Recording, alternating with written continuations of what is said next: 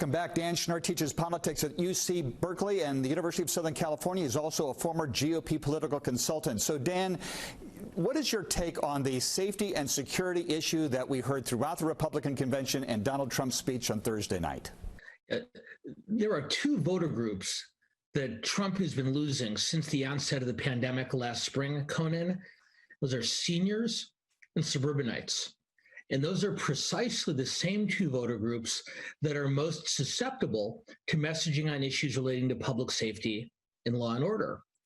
There's a little bit of irony that the Republican convention coincided almost precisely with the days of protest in Kenosha, Wisconsin, following the tragedy that occurred there on Sunday night.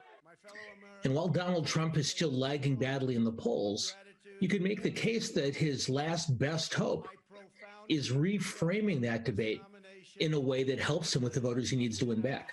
Do Democrats need to be worried? Democrats do need to be concerned about that.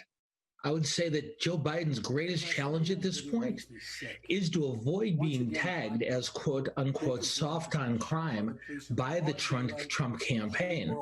It's a very narrow line to walk, but Biden has to make it clear that he's on the side of both peaceful protesters and good cops and condemns violent protesters and bad cops with equal intensity. So how important are the debates going to be? The debates are going to be much more important this year than they ever have in the past, if only because there's been such a small window of opportunity for the candidates to be heard. But there's another reason the debates are going to be important as well. If you watch the two conventions, it's very clear that Joe Biden and Donald Trump and their campaigns are operating in two entirely different versions of reality. Those three debates are going to be the only three instances between now and Election Day in which those two versions of reality collide. And so the stakes become extremely high for Trump, slightly less so for Biden given his lead in the polls. But both candidates have a lot more at stake in these debates than would normally be the case in a non-COVID environment.